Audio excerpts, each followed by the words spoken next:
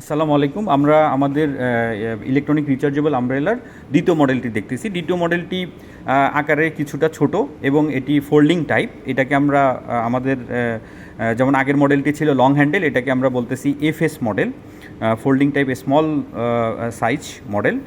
এখন এই মডেলটিতে প্রথমে আমরা যেটা বিবেচনা করেছি সেই বিবেচনা হচ্ছে যে এই মডেলটি যাতে কেউ খুব সহজে বহন করতে পারে, তার ব্যাগের ভিতর ব্যবহার করতে পারে, অর্থাৎ হ্যান্ডি একটি মডেল।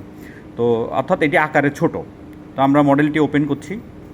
মডেলটির সাথে একটি কাভারও দেওয়া হয়েছে। এখন এই মডেলটির আমরা হ্যান্ডেলটি দেখি। এটি কিন্তু আগে লং হ্যান্ডেল মডেলের চাইতে হ্যান্ডেলটি ছোট এবং এই হ্যান্ডেলে একটি সুইচ আছে। এই সুইচটি মেনলি ঠিক প্রিভিয়াস মডেলের মতোই এই সুইচটি মেনলি ফ্যানটাকে অন এবং অফ করবে এবং ফ্যানের স্পিডটাকে কন্ট্রোল করবে।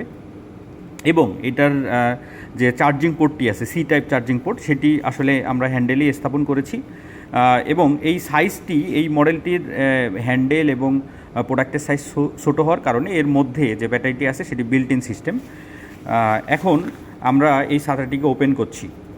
ওপেন করার ক্ষেত্রে আমরা এখান থেকে এখানে আবারও বলতেছি, এটি ছাতার ফ্যানকে সুইচ অন এবং অফ করার সুইচ, এবং ছাতা ওপেন করার যে বাটন আছে সেটি হচ্ছে এই যে আমরা সোনালী কালারের যে বাটনটা দেখছি, সেই সোনালী কালারের বাটন।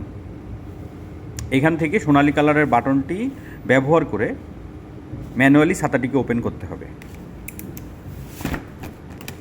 অর্থাৎ আমরা ছাতাটিকে ওপেন করেছি এবং ছাতাটিকে ঠিক আগের মডেলের মতো, লং হ্যান্ডেলের মতো এখানে সেফটি নেট আছে, যেটি ফ্যান থেকে ব্যবহারকারীকে সুরক্ষা দিবে এবং ফ্যানটিকেও সুরক্ষা দিবে।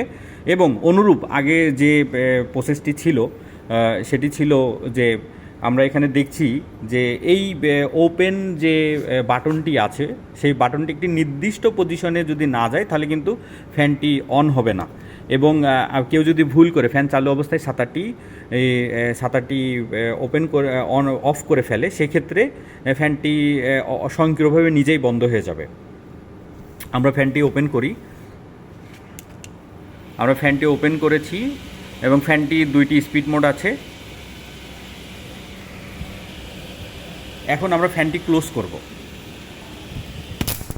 আমরা দেখতেছি ফ্যানটি স্বয়ংক্রিয়ভাবে নিজেই বন্ধ হয়ে গেছে।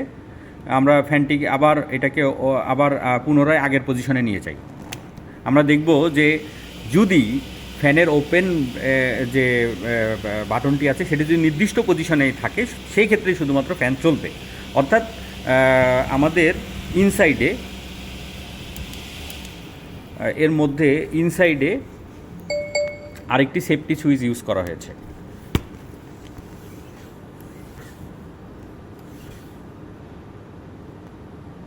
অর্থাৎ আমরা এখানে ইনসাইডে সেফটি সুইচটি আমরা দেখছি। এই সুইচে শুধুমাত্র ওপেন বাটনটি এই সুইচে প্রবেশ করলেই আমাদের ফ্যানটি অন হবে।